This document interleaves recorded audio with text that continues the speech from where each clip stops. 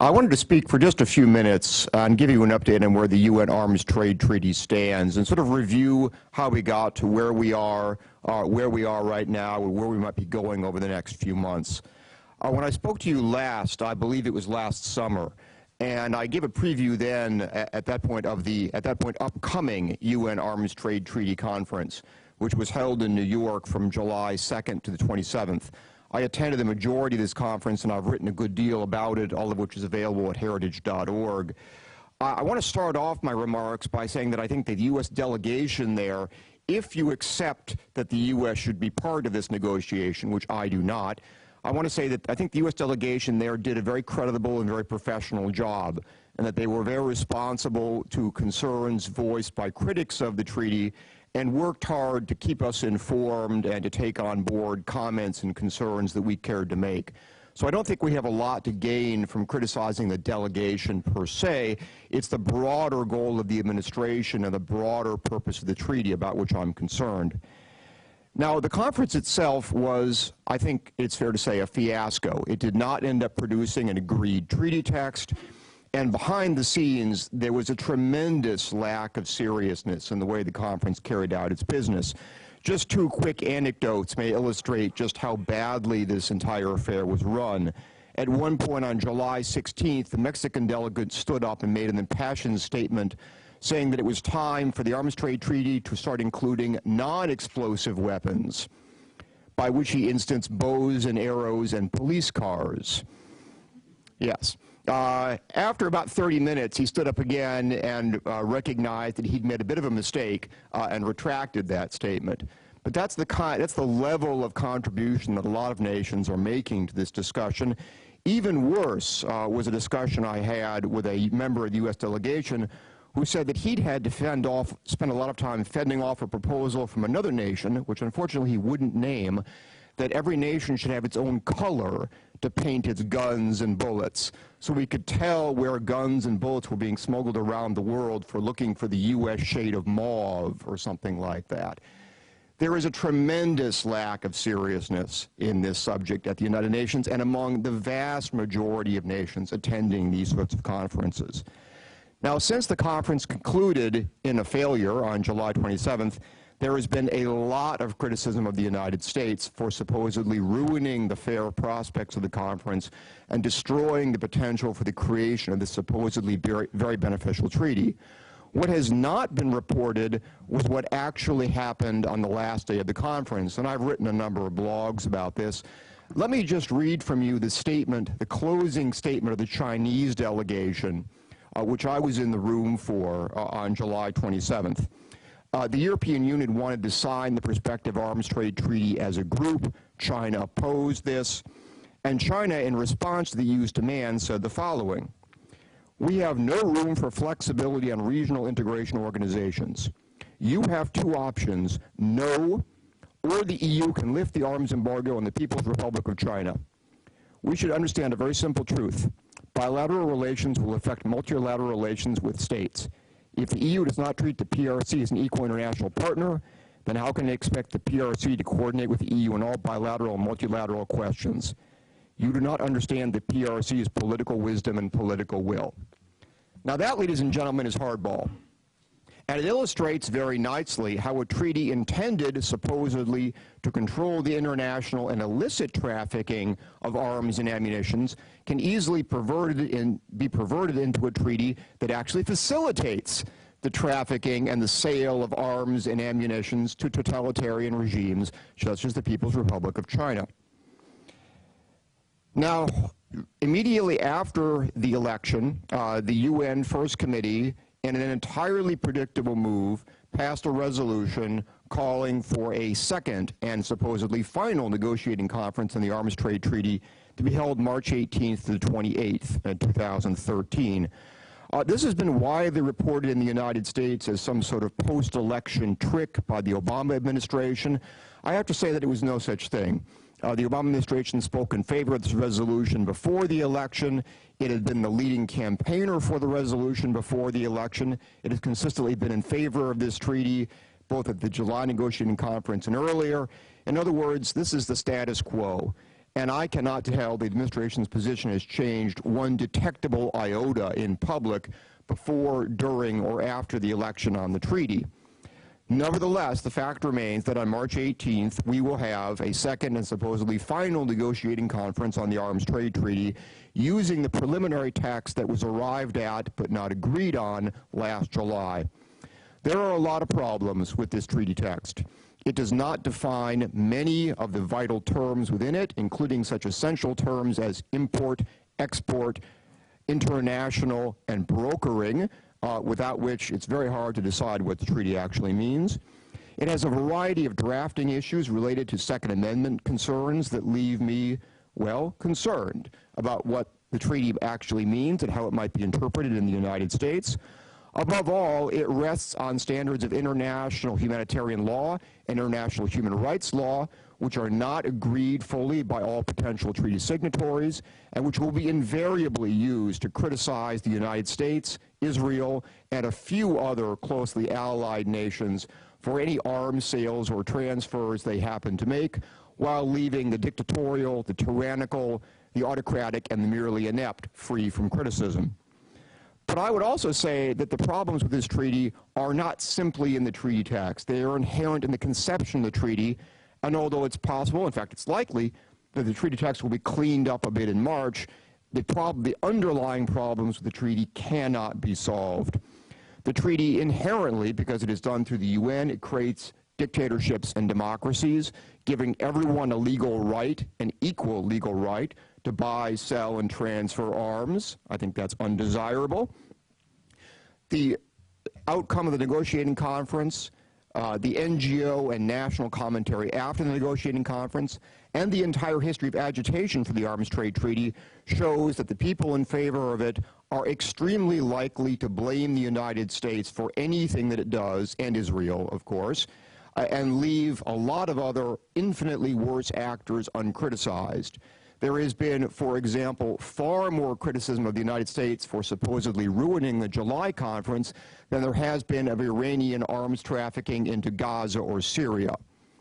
This is the kind of people we are dealing with. Any arms trade treaty is going to run smack up against the Reagan doctrine of U.S. support, which has been, of course, a bipartisan policy for individuals who are struggling against foreign tyrannies. Because the essence of an arms trade treaty is to say that every nation will have import and export control systems, and other treaty signatories are not supposed to violate them. Well, Syria is a UN member state. Syria will claim to have an arms import and export control system.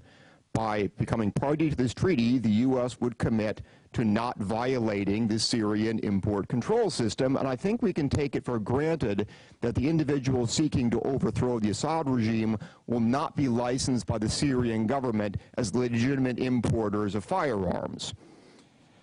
It raises, of course, Second Amendment concerns. And while these are frequently poo-pooed by treaty supporters in the United States, it's fascinating to read what people outside the United States say about the treaty.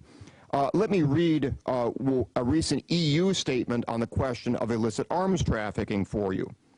Quote, "Legally owned weapons in the EU continue to feed the illegal market.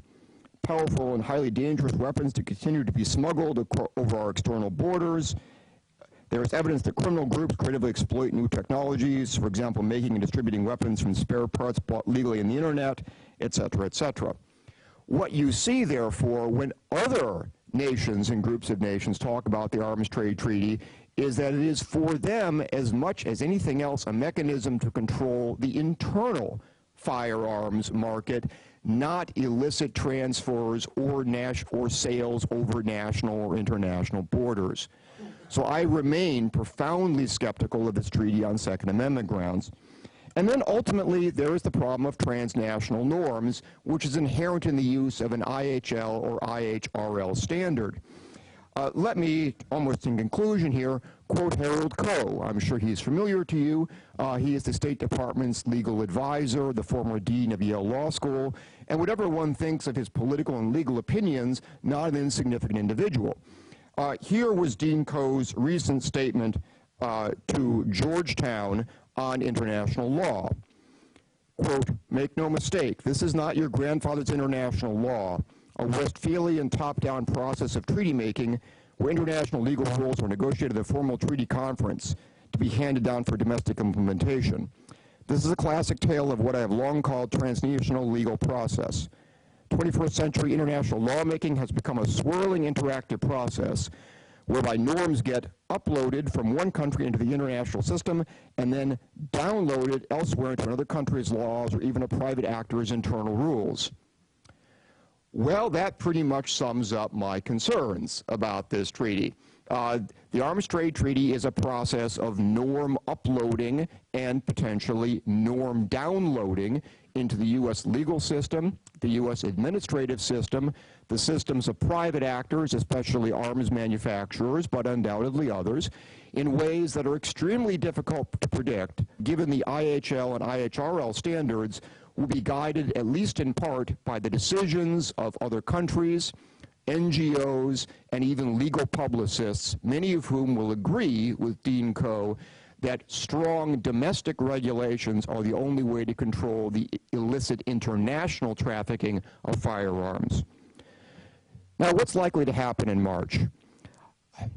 It's a brave man who makes a prediction, but let me make one anyhow. I think we will have a treaty by the end of the conference, March 28th. It's not a given, but all signs point that way. The U.S. is desperate to get one because the alternative is to break out of this process outside the UN entirely, a la the Cluster Munitions Convention and the Landmines Convention. Therefore, the U.S. will be under extreme pressure to agree to a treaty, and a lot of other places will simply go along without any real inclination to actually uphold anything that they happen to sign. I see no reason why President Obama would not sign this treaty. He is in his second term. He has nothing to lose. His administration has been strongly supportive of the entire process. They will claim that the treaty has satisfactorily met all of their red lines, so why not go ahead and sign? I do not right now see a majority, certainly not a two-thirds majority in the Senate for the ratification of this treaty, so I suspect that the administration might be disinclined to send it to the Senate. Because I suspect it would receive a fairly rough ride there. So we will then be in a somewhat awkward position of the President having signed this treaty and therefore being under a legal obligation to uphold its object and purpose, and that object and purpose will be subject to the legal definition ultimately of the Obama administration. And that's really what leaves me concerned about this process. The Arms Trade Treaty is a lot of things, a concern about the Second Amendment, an effort to download transnational norms, but at the end of the day, it facilitates the rise of the administrative state in a series of extremely serious areas. The Second Amendment, our relations with allies like Israel and Taiwan, our weapons sales to them and to other allies, in ways that is going to be extremely difficult for the Congress to monitor and for the American people to watch. I don't think it's wise for the United States to hand this kind of power to this administration or indeed to any administration. We have a solid export control system in this country, which is in need of revision in some ways, but which is certainly strenuously conducted and which does punish violations severely. We have nothing to gain from this process and a good deal to lose. And therefore, it is my hope, though not my expectation, that we will not sign or further participate in the arms trade treaty negotiations. Ted, thank you. That was superb, as always, and chilling, to say the least.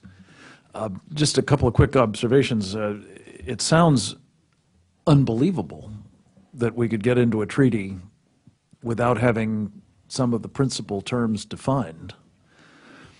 But as you may know, that is emblematic of many of these, in particular the Comprehensive Test Ban Treaty, which we find ourselves in with one set of treaty definitions applying to the Russian test program and another applying to our test program.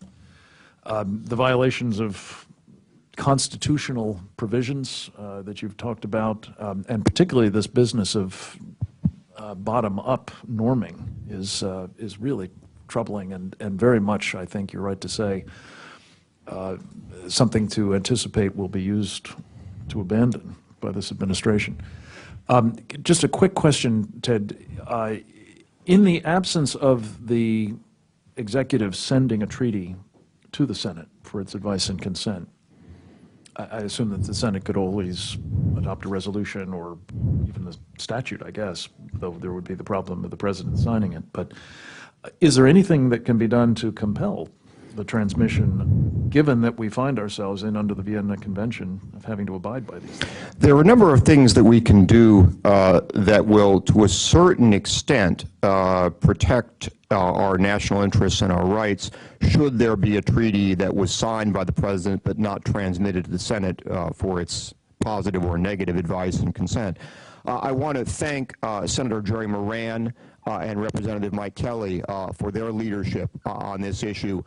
They have collectively introduced in their respective legislatures a series of letters and a series of acts that have received widespread support. Senator Moran's letter last summer was signed by 51 senators.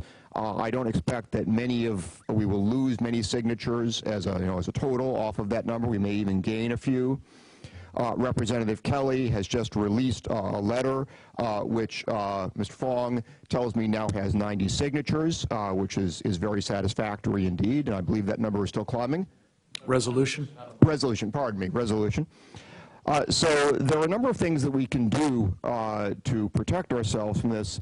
The most important thing I think that we can do is to point out that most, or at least many administrative actions that would have to be taken to enforce this treaty would require the provision of funding.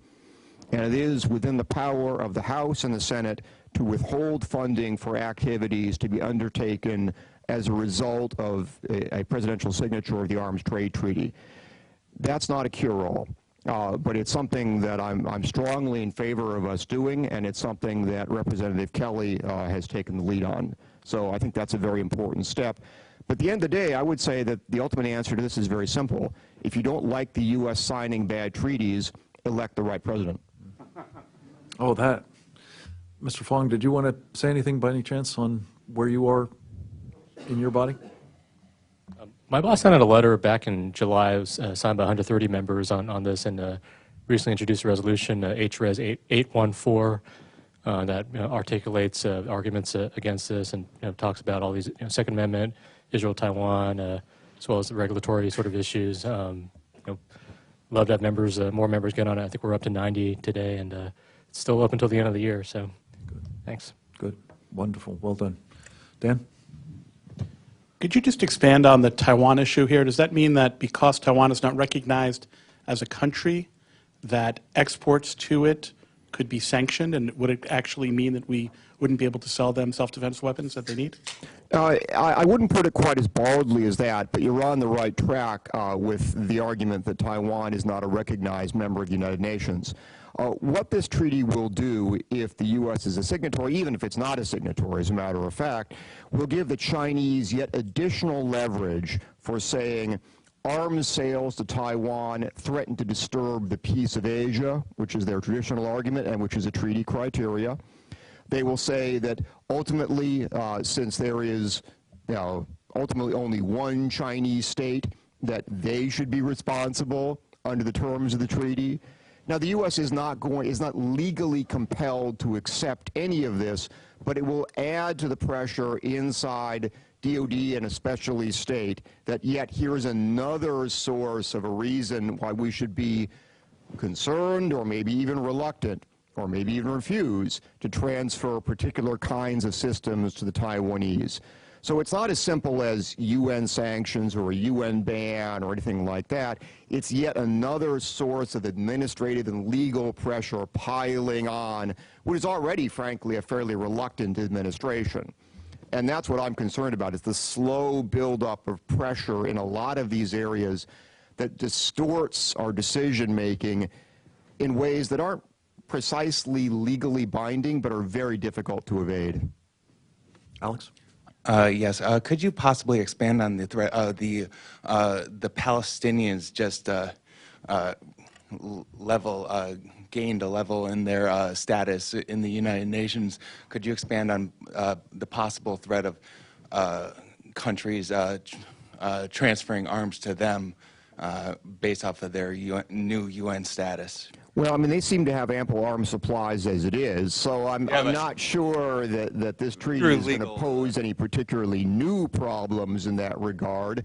I'm as cynical as I think it is possible for a human being to be about the European Union, but I really have difficulty seeing, even with an arms trade treaty, the Europeans or a lot of other arguably not so hideous as the Chinese or the Russians actors deliberately and openly supplying to the Palestinians. I think that may be a bridge too far even for them. What I will say, however, is that I would look at it the other way and say you don't have to look very hard at all, Goldstone report, for a lot of individuals at the UN and elsewhere, including many in Europe, who have nothing better to do than accuse Israel of serial human rights violations anytime it does anything to defend itself. You know, never mind the most recent Gaza operations, one doesn't need to go as large as that. So this treaty gives anyone an open license to say, and the argument is quite simple. The treaty has IHL and IHRL standards. The Israelis, it would be argued, are in violation of those, name your pretext. Therefore, there shouldn't be any arms sales or transfers to the Israelis. I mean, this is a fairly simple argument. And it's going to have, I think, some purchase even in the United States, although less so than it will have in Europe and potentially elsewhere. Unfortunately, it's not going to have the slightest purchase on the Iranians vis-a-vis the Palestinians. And one of the really tragic things, although it's kind of funny too, is if you read treaty advocates, they will say, and I believe I quoted an example of this last time I was here, they will say, we need the arms trade treaty to make Iran realize that the activities of the Revolutionary Guard are a violation of international law. The demand for this treaty is wildly higher than the level of interest in actually enforcing it. Because actually enforcing it against the Iranians would require an act of war, as if they're not already engaged in a war with us. But it would require military action on an extremely large American and probably other scale. You find me a treaty advocate who is actually in favor of enforcing this treaty on the bad guys as well as the good guys, and then we can begin to have a serious discussion about this. Until you find me this individual, which is, they're frankly about as popular as pink unicorns, I just don't see that there's any point in having a discussion on this. Amen.